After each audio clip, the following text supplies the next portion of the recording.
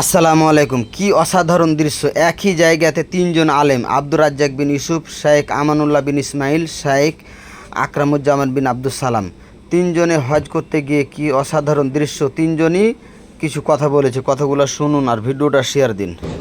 নবী হুরায়রা রাদিয়াল্লাহু তাআলা قال قال رسول الله صلى الله عليه وسلم ينزل ربنا تعالى إلى السماء الدنيا حين ثلث الليل فيقول من يدعوني فاستجيب له ومن يسجد فأعطيه ومن يستغفرني فأغفر له رواه البخاري ومسلم। আমরা আজ আমাদের ইটালি বা আমেরিকা পরিবাসী ভাইদের মাধ্যমে আকরামুজ্জামান বিন আব্দুস সালামের দাওয়াতে এসেছি। দাওয়াতের কাজ শেষ হলো। ওনার দাবি অনুযায়ী দুই একটা কথা আপনাদের সাথে হজের নিয়ম কানুন নিয়ে কথা নেই, এই জন্য যে তার আকীদা আদর্শের সাথে আমাদের কোনো অমিল নেই, বুঝেরও কোনো অমিল নেই। মানুষ মাত্র যেটা কম হয়ে থাকে সেটা ভিন্ন জিনিস। মর্মে আরাফার দিনকে লক্ষ্য করে দিয়ে একটা কথা। তার আগের কথাটা হলো আল্লাহ তাআলা বলেন ওয়াস্তাঈনু বিস-সাবরি ওয়াস-সালাহ, তোমরা আল্লাহর কাছে সাহায্য চাও সালাত ও ধৈর্যের মাধ্যমে। কিছু চাইতে হলে সালাত আদায় করে চাইতে হয়, আর চাইলেই পাওয়া যায় তা নয়, দেরি হতে পারে, বা যেটা চাচ্ছি সেটার চেয়ে বড় দিয়েছে, তখন আমি বুঝেছি যে আমারটা হয়নি। বা যে বিপদ থেকে বাঁচতে চাচ্ছি তার চেয়ে বড়টা ঠেকানো হয়েছে, তখন আমি বুঝেছি যে আমার দোয়া কবুল হয়নি। বা যে লক্ষ্য উদ্দেশ্যে চেয়েছি আল্লাহ সেটা পছন্দ করেননি, তখন তাকে পরকালীন একটা বিনিময় দিতে চেয়েছে, তখন আমি হয়তো বা বুঝেছি যে আমারটা হয়নি। যার কারণে মানুষের ধৈর্যের পরিচয়, চাইলেই হবে তা নয়, দেরি হতে পারে। রাসূল সাল্লাল্লাহু আলাইহি সাল্লাম বুখারী মুসলিমের হাদিসে জানা হয়েছে যে খুব অপমান অবস্থায় দোয়া করেছিলেন, বদদোয়া। সিজদায় গেছিলেন, তখন ওই এখানকার যারা আত্মীয় স্বজন চাচা এরা মাথার উপরে একটা উটের ভড়ি চাপিয়ে দেওয়া হয়েছে। এই অপমানের এক পর্যায়ে তিনি এদের জন্য বদদোয়া করেছিলেন। সেই বদদোয়া বদরের যুদ্ধে বাস্তবায়ন হয়েছিল প্রায় 12 বছর পরে। অপমান অবস্থায় দোয়া যদি 12 বছর লাগে, তাহলে আমার আপনার তাৎক্ষণিক হবে, এটা একটা ভাববার বিষয়, দেরি হতে পারে। ইউসুফ আলাইহিস সালাম নিজে একজন নবী, তার পিতা ইয়াকুব আলাইহিস সালাম নিজে একজন নবী। তারপরে ছেলে হারিয়ে গেল, এটাতে তিনি সবচেয়ে বিপদগ্রস্ত মনে করেন। মর্মে তিনি ছেলে চাওয়ার জন্য দোয়া প্রার্থনা করতে করতে প্রায় 20-25 বছর সময় চলে গেল পেতে। চাইলে হবে তা নয়, হতে পারে, চাইলেও হতে পারে, দেরিও হতে পারে। চাওয়া নিয়ে কয়েকটা কথা। আবু হুরায়রা রাদিয়াল্লাহু তাআলা আনহু বলেন, রাসূল সাল্লাল্লাহু আলাইহি ওয়াসাল্লাম বলেছেন, লাইসা শাইউন আকরামা ইনদাল্লাহি মিনাদ দুআ, চাওয়া কাজটা আল্লাহর কাছে যত প্রিয়, আর কোনো কাজ আল্লাহর কাছে তত প্রিয় নয়। অনেক সময় চাওয়া কাজটা অনেক ইবাদতের চেয়ে তার কাছে উত্তম, চাইলেই তিনি খুশি হন। আবু হুরায়রা রাদিয়াল্লাহু তাআলা আনহু বলেন, রাসূল সাল্লাল্লাহু আলাইহি ওয়াসাল্লাম বলেছেন, মান লাম ইয়াসআলিল্লাহ ইয়াগদাব আলাইহি, যে আল্লাহর কাছে চায় না আল্লাহ তার উপরে অসন্তুষ্ট হন। চাইলে যেহেতু খুশি, কাজে তার বিপরীতে দেয়। আবু হুরায়রা রাদিয়াল্লাহু তাআলা আনহু বলেন, রাসূল সাল্লাল্লাহু আলাইহি ওয়াসাল্লাম বলেছেন, মান আহাব্বা ইস্তাজাবা লাহু ফিস সাদায়ে ফাল ইকসিরিদ দুআ ফির রাখায়ে, যে চায় যে বিপদে আল্লাহ তার দোয়া কবুল করুক, তাহলে সে যেন ভালো অবস্থায় বেশি বেশি দোয়া করে। ভালো অবস্থায় অত দোয়া করা যায় না, মানে বিপদ না হলে তো দোয়া আসে না। বিপদে পড়লেই তো মানুষ মনে করে যে এখন কিছু বলা লাগবে। রাসূল সাল্লাল্লাহু আলাইহি ওয়াসাল্লাম বলছেন, যারা চায় যে বিপদে তার কথাটা তাড়াতাড়ি আল্লাহ কবুল করুক, ও যেন যখন বিপদ নেই তখন যেন বেশি বেশি দোয়া করে। চাওয়া কাজটা আল্লাহ পছন্দ করেন। আবু হুরায়রা রাদিয়াল্লাহু তাআলা আনহু বলেন, রাসূল সাল্লাল্লাহু আলাইহি ওয়াসাল্লাম বলেছেন, ইয়ানজিলু রাব্বুনা তাআলা ইলা সামাই দুনিয়া হিনা ইয়াবকা থুলুসুল লাইলিল আখির, যখন রাতের 3 ভাগের 2 ভাগ পার হয়, তখন আল্লাহ তাআলা পৃথিবীর বিভিন্ন প্রান্তের সময় অনুযায়ী প্রথম আকাশে নেমে আসেন। নেমে এসে 3টা কথা বলেন। তার একটা বলেন, মায়াদুনি ফাস্তাজিব লাহু, যে আমাকে ডাকে আমি তার ডাকে সাড়া দিই। তুমি কিছু বলো না কেন, বলো, বললেই তো আমি শুনব। মাইয়াসআলুনি ফাউতিয়াহু, কেউ কিছু চাইলে আমি তার চাওয়াটা তাকে দিয়ে দিই। মাইয়াস্তাগফিরুনি ফাগফির লাহু, কেউ আমার কাছে ক্ষমা ভিক্ষা চাইলে আমি তাকে ক্ষমা করে দিই। পত্র বুখারী মুসলিমের হাদিসে প্রমাণিত হয়, আল্লাহ তাআলা রাতের 3 ভাগের 2 ভাগ পার হলে প্রথম আকাশে নেমে আসেন মানুষের সাথে কথা বলার জন্য। আমার আপনার উচিত কিছু পাওয়ার আশায় তার এই মানুষকে দেওয়া প্রস্তাবকে মূল্যায়ন করা উচিত। যে কোনো মূল্যে রাত 10টার মধ্যে ঘুমানোর চেষ্টা করা উচিত। রাতে উঠে কিছু সালাত আদায় করে আল্লাহর কাছে দুনিয়াবি পরকালীন আহল পরিবার সব মিলে যা জরুরি তা চাওয়া উচিত। আজকের কথার শেষে, মানুষ মূলত হজ করতে এসেছে, অনেক পয়সাপাতি খরচ করে, লম্বা সময় ধরে আছে থাকবে।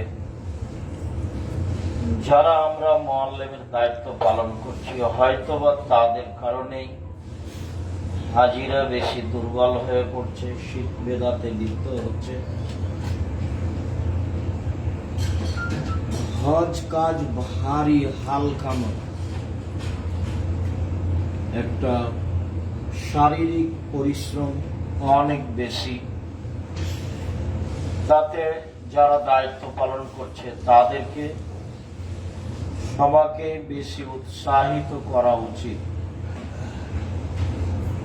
দুর্বল না করে, ভয় না দেখিয়ে, আল্লাহর উপরে ভরসা করে রাসূল সাল্লাল্লাহু আলাইহি সাল্লামের পদ্ধতি অনুযায়ী ইবাদত করতে হবে মর্মে চেষ্টা করা উচিত। আমরা বিভিন্ন বইয়ে অন্তত এইটা অবগত হয়েছি যে হজের পারিভাষিক অর্থ নির্ধারিত সময়ে, নির্ধারিত নিয়মে, নির্ধারিত স্থানে বিশেষ এক পদ্ধতিতে ইবাদতের নাম হজ। নির্ধারিত সময় লাগে, নির্ধারিত নিয়ম লাগে, নির্ধারিত স্থান লাগে, অনেক কয়েকটা স্থান জড়িয়ে হজ। সময়ের সাথে সম্পৃক্ততা বজায় রেখে হজ, নিয়ম কানুন বজায় রেখে হজ। তাহলে মরুভূমিতে এইভাবে হজ করতে এসে জিনিসটাকে স্বাভাবিক ভাবা, আর একটু উল্টা হলেই বোকামি কিছু প্রকাশ করা বা সুবিধা চাওয়া, এইটা এই ইবাদতের লক্ষ্য উদ্দেশ্য নয়। মর্মে আমি আপনাদেরকে আন্তরিকভাবে আজকের 2-1 মিনিট কথার একটা জায়গাকে গুরুত্ব দেওয়ার জন্য অনুরোধ জানাচ্ছি। সেটা হলো এই, আরাফার মাঠে আপনারা যাদের সাথে আছেন তারা সঠিক আকীদা আদর্শের মানুষ মর্মে সালাতের যে নিয়ম আছে তা সঠিকভাবে বাস্তবায়ন হবে বলে আমরা পূর্ণ আশাবাদী। ইনশাআল্লাহ। 2-1টা কথার সবচেয়ে গুরুত্বপূর্ণ জরুরি কথা যে আয়েশা রাদিয়াল্লাহু তাআলা আনহা বলেন, মা মিন ইয়াউমিন আকসারা আইতাকাল্লাহু আবদান মিনান নারে মিন ইয়াউমি আরাফা। আরাফার দিন আল্লাহ তাআলা যত মানুষকে জাহান্নাম থেকে মুক্তি দেন, পৃথিবীর আর কোনো মাসে, আর কোনো দিনে, আর কোনো রাতে এত মানুষকে জাহান্নাম থেকে মুক্তি দেন না। আরাফার দিন হাজীদের জন্য একটা ব্যতিক্রম দিন, যার কারণে রাসূল সাল্লাল্লাহু আলাইহি সাল্লাম বলেছেন, আরাফার উপস্থিতি বাতিল হলে হজ বাতিল হবে, দম দিয়ে পূর্ণ হবে না। অন্যান্য জায়গা দম দিয়ে পূর্ণ হবে, তবে আরাফা মুজদালিফার দিন ফজর পর্যন্ত আরাফার মাঠে উপস্থিতি দেখাতে পারলেই তার হজ হয়ে যাবে। এখানে আপনাদের সাথে আরো একটি কথা যে রাসূল সাল্লাল্লাহু আলাইহি সাল্লাম বলেন,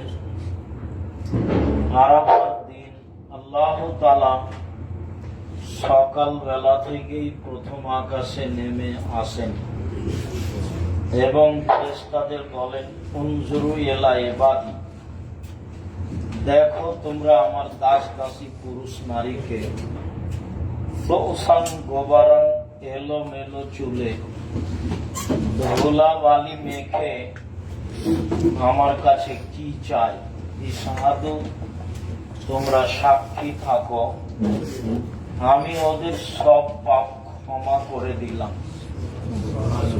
ওদের পাপ যদি আকাশের মেঘের ফোঁটা সমপরিমাণ হয়, অথবা ওদের পাপ যদি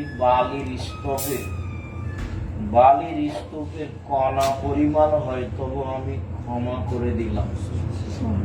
ফেরেশতারা তোমরা সাক্ষী থাকো।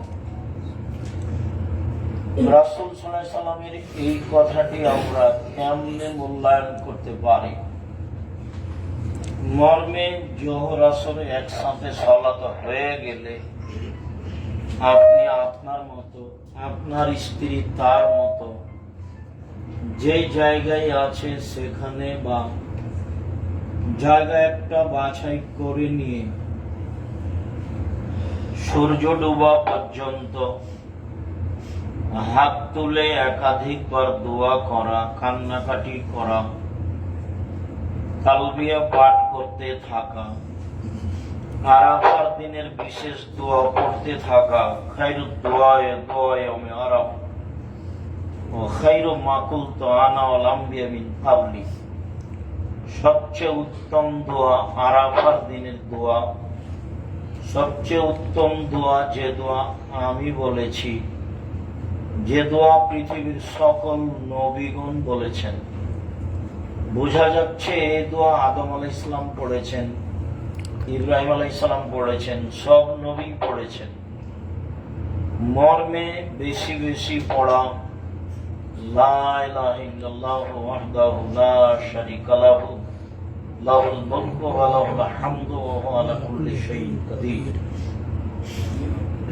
হাত তুলে দোয়াতে আগে তাসবিহ, তারপরে দুরুদে ইব্রাহিম, যেটাকে আমি বলেছি ইসমে আজম, যেভাবে মনে থাক, না হলে দোয়া ইউনূস, আর না হলে এই দোয়াটাই লা ইলাহা ইল্লাল্লাহু ওয়াহদাহু লা শারীকা লাহু লাহুল মুলকু ওয়া লাহুল হামদু ওয়া হুয়া আলা কুল্লি শাইইন কাদির বলার পরে দরুদ, তারপরে আপনি আপনার ব্যক্তিগত দাবিতে আমার পক্ষ থেকে পরামর্শ থাকছে যে আপনি নিজের বিষয়টি আগে আল্লাহর দরবারে বলেন, আমি অপরাধী, আমি গুনাহগার, আমি তোমার কাছে ক্ষমা ভিক্ষা চাচ্ছি, পাপ সহ আমাকে আরাফার মাঠ থেকে ফিরিয়ে দিও না। মানুষ দাবি করলে তুমি তা পূর্ণ করো, আর আমি এমন সত্তার কাছে দাবি, আমি এমন কোন ব্যক্তির কাছে দাবি করিনি যে পূর্ণ করতে পারে না। তুমি আজিজ, পরাক্রমশালী, সবকিছু করতে পারো, তোমাকে বিশ্বাস করি, বিশ্বাসের ভিত্তিতে দাবি করছি, তুমি আমার দাবি পূর্ণ করে দাও। আমি পাপ সহ ফিরতে রাজি না, আমি ফিরব না, তুমি আমাকে ক্ষমা করো। আপনার বলার গতি যেমন থাকবে, আপনার চোখের পানি তেমন থাকবে, সময়ের গতিতে হাত উঠিয়ে বলবেন। রাসূল সাল্লাল্লাহু আলাইহি সাল্লাম বলেছেন, লাইসা শাইউন ইনদাল্লাহি মিন কাতরাতাইনি ওয়া সারাইনি আহাব্বু ইলাল্লাহি মিন কাতরাতাইনি ওয়া সারাইনি। দুইটি বিন্দু ফোঁটা আল্লাহর কাছে যত প্রিয়, কোনো কিছু আল্লাহর কাছে তত প্রিয় নয়। তার একটা হচ্ছে চোখের পানি, চোখের পানিও আসবে যেটা আল্লাহর কাছে সবচেয়ে প্রিয়, চাইবেন যেটা আল্লাহর কাছে সবচেয়ে প্রিয়, হাত তুলে বলবেন যা আল্লাহ ফেরত দিতে লজ্জা পাই, আবার প্রশংসা করে বলছেন, যেহেতু প্রশংসা প্রিয় সত্তা, প্রশংসা খুব ভালোবাসেন। সব যখন একসাথে জমা হয়ে গেছে, তখন আপনার কথা কবুল হবে ইনশাআল্লাহ। মর্মে আরাফার দিন খাওয়ার হিসাব না রেখে জাবালের রহমতে গিয়ে ছবি উঠানো আর দৌড়াদৌড়ি করা, সেখানে কোনো কাজে ব্যস্ত হওয়া, লেখালেখি করা, এদিক সেদিকে ঘুরে বেড়ানোর চেয়ে আরাফার দিনকে মূল্যায়ন করার জন্য আন্তরিকভাবে অনুরোধ রইল। বিশেষভাবে সালাতের পর থেকে নিয়ে সূর্য ডোবা পর্যন্ত দিন যত যাবে, আপনার ক্ষমা চাওয়া, কান্নাকাটি তত বেশি হতে হবে, যা হাদিসের পরিস্থিতি প্রমাণ করে। মর্মে আমি আপনাদেরকে আন্তরিকভাবে আরাফার মাঠকে যথাযথভাবে মূল্যায়ন করার আন্তরিকভাবে অনুরোধ জানিয়ে আমার কথা শেষ করছি। দেশে ফিরলে জামিয়া সালাফিয়া দেখতে যাবেন, এটা আমার আন্তরিক অনুরোধ রইল। আমি যখন যেখানে যাই ইনশাআল্লাহ, তখন আমি আমার সাথে জামিয়া সালাফিয়া রাখার চেষ্টা করি। আমি পরকালের বিনিময় হিসাবে এটাকে একটা বড় মাধ্যম গ্রহণ করছি, এই জন্য যে এ দিয়ে মানুষ আল্লাহকে চিনবে, জানবে, তখনই মানুষ আল্লাহকে মানবে। আমিও আন্তরিকভাবে এর জন্য দোয়া করি। আপনাদেরকে যে দোয়া করার জন্য অনুরোধ জানিয়ে শেষ করছি। আল্লাহ আপনাদের চেষ্টা প্রচেষ্টা কবুল করুক, আপনাদের হজ মাবরুর হিসেবে আল্লাহ কবুল করুক।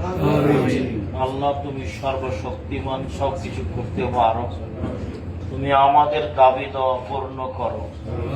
মানুষ মাত্র আমরা ভুল ত্রুটির ঊর্ধ্বে নই, ভুল ত্রুটি হতেই পারে। তুমি আমাদের পাপের প্রতি লক্ষ্য না করে আমাদেরকে বিশেষ দয়া দিয়ে ক্ষমা করো। তোমার দয়া রহমত ক্ষমার আশায় আমরা রয়েছি, তুমি কবুল করো। তোমার দরবারে আজকের সংক্ষিপ্ত আলোচনায় শেষে এই জোরালো দাবি দেওয়া দোয়া রেখে আজকের মতো আপাতত কথা এখানেই শেষ করলাম। সুবহানাকা আল্লাহুম্মা ওয়া বিহামদিকা আশহাদু আল্লা ইলাহা ইল্লা আনতা আস্তাগফিরুকা ওয়া আতুবু ইলাইক। আসসালামু আলাইকুম ওয়া রাহমাতুল্লাহ।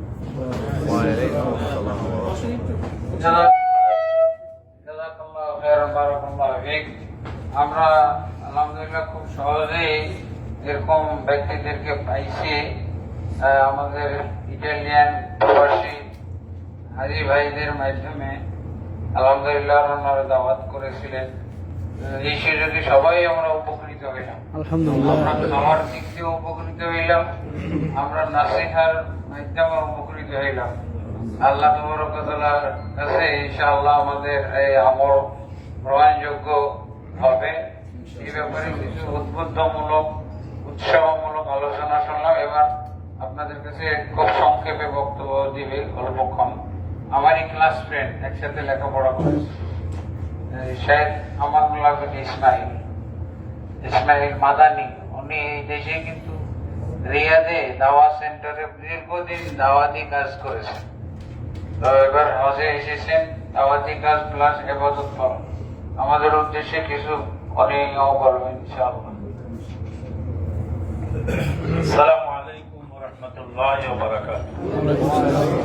إن الحمد لله وحده والصلاة والسلام على من لا نبي بعده نبينا محمد ومن دعا بدعوته واستنى بسنته وسار على نهجه إلى يوم الدين أما بعد. বন্ধু শেখ আব্দুর রাজ্জাক বিন ইউসুফ হাফিজাহুল্লাহ উনি গুরুত্বপূর্ণ আলোচনা রেখেছেন। ওনার আলোচনা রাখার পরে আমার তেমন কিছু বলার নেই, তবে একটি কথাই আমি বলবো, যেহেতু নাম আলোচনা করা হয়েছে, কিছু বলতে চাচ্ছিলাম না যেহেতু সময় অনেক গড়িয়ে গেছে। মক্কায় আসার আগে আমরা মদিনার মসজিদে নববীতে ডক্টর আলী আব্দুর রহমান হুযাইফী হাফিজাহুল্লাহ খুতবা শুনলাম। উনি এবছর আরাফাত মাঠে খুতবা দিবেন ইনশাআল্লাহ। উনি খুতবার মধ্যে যা বলেছিলেন, তিনি বলেন 3 প্রকার জুলুম থেকে যদি বাঁচতে পারো তাহলে জান্নাত পাওয়া সহজ। কয় প্রকার জুলুম? 3 প্রকার। والذين آمنوا ولم يلبسوا إيمانهم بظلم أولئك لهم الأمن وهم مهتدون। যারা ঈমান এনেছে এবং ঈমানের সাথে জুলুম করে তারাই হলো নিরাপদ এবং তারা হেদায়েত পাবে। তো জুলুম 3 প্রকার হলো।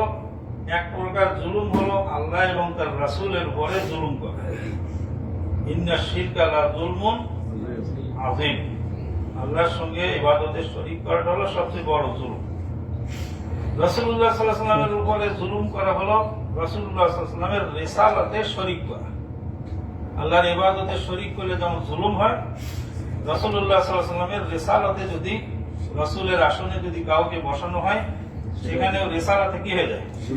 শিরিক হয়ে যায়। তাহলে এই আল্লাহ এবং তার রাসূলের শিরিক থেকে বাঁচতে হবে। 2 নম্বর হলো পাপ থেকে বাঁচতে হবে। রব্বানা যালামনা আনফুসানা, নিজের নফসের উপরে জুলুম। যে ব্যক্তি নেক কাজ করে সে নেক কাজের বদলা পায়, আর যে বদ কাজ করে সে বদ কাজ তার উপরে ফিরে আসে। রব্বানা যালামনা আনফুসানা, আল্লাহ আমরা জুলুম করেছি নিজের উপর। তার মানে আপনার নাকে একটা ঘুষি মারলাম, এই ঘুষিটা আমার নাকেই মারি, টুমোরো এই ঘুষি অবশ্যই আমার কাছে ফিরে আসে। আপনাকে আমি অন্যায় করলাম, এই অন্যায়টা আমার উপরেই ফিরে আসবে। পাপ করলে নফসের উপরে জুলুম করা 2। আর 3 নম্বর হলো আল্লাহর বান্দাদের উপরে জুলুম করা, আল্লাহর সৃষ্টি জীবের উপরে জুলুম করা। একজন মহিলা তাহাজ্জুদ গুজার, বিড়ালকে না খেতে দেওয়ার কারণে সে জাহান্নামে চলে গেল। আর একজন মহিলা তৃষ্ণার্ত কুকুর ছানাকে পানি পান করাবার ওসিলায় জান্নাত পেয়ে গেল। তাহলে আমি নিজেকে প্রথমে নসিহত করছি যে 3 প্রকার জুলুম থেকে আল্লাহ যেন আমাকে হেফাজত করে। আমার ভাইদেরকে অনুরোধ করছি, মেহরবানি করে এরকম জুলুম যেন না হয়। আল্লাহর উপর, রাসূলের উপর, নিজের নফসের উপর এবং আল্লাহর সৃষ্টিকুল প্রাণীর উপর। এই হজের মাঠে এসে পিঠে ছালা বেঁধে ইবাদত করতে হবে। এমন আচরণ করবে যে না বলে থামা যায় না, মনে হয় যে মারি এক খুশি, কিন্তু কি করতে হবে? সবুর করতে হবে। আল্লাহ পাক আমাদেরকে ধৈর্য ধারণ করে নেকি নিয়ে দেশে ফিরে যাওয়ার তৌফিক। সুবহানাকাল্লাহুম্মা ওয়া বিহামদিক, আশহাদু আল্লা ইলাহা ইল্লা আনতা আস্তাগফিরুকা ওয়া আতুবু ইলাইক। পরিশেষে যে ভাইয়েরা আয়োজন করেছেন, আবারের ব্যবস্থা করেছেন, পুরা কথা বলার সুযোগ করে দিলেন, আল্লাহ পাক যেন এই আয়োজনকে পরকালে নাজাতের ওসিলা বানায়। আফতারে লাকুমুস সাইমুন আকালা তামাকুল আবরার সাল্লাল্লাহু আলাইহি ওয়া সাল্লাম। আসসালামু আলাইকুম ওয়া রাহমাতুল্লাহি ওয়া বারাকাতুহু। আলহামদুলিল্লাহ, আমি তো ডেইলি কথা বলি। সকাল 10টা থেকে আমাদের আলাদা শুরু হয় প্রতিদিন। এখানে তো আমি আর আজকে কিছু বলতেছি না। শাকারাল্লাহু আখাওয়াইন জামিআন, আল্লাহ দুই ভাইকে কি বলে জাযায়ে খায়র দান করুন এবং তাদের মিজান হাসানাতকে আল্লাহ ভারী করে দিন। ওনারা যে আমাদেরকে সময় দিয়েছেন এবং যদিও পূর্ব প্রস্তুতি ছিল না, অপরিকল্পিত ভাবে এটা আল্লাহর পক্ষ থেকে মঞ্জুর। কানা আমরুল্লাহি মাফউলা, আল্লাহর লাউহে মাহফুজে এটা লেখা ছিল, আমরা জানতাম না এরকম একটা প্রোগ্রাম হয়ে যাবে। এর জন্য আমরা বিশেষভাবে আমরা হাজী ভাইদেরকে বলবো যে নাসিহা গুলো ওনারা করলেন এবং আমি এই যে কন্টিনিউ আপনাদেরকে নাসিহা বা উপদেশ দিয়ে যাচ্ছি, এটা আপনাদের এই মক্কায় থাকার অবস্থায় এবং হজ্জের একেবারে এ টু জেড আপনাদের কাজে লাগবে।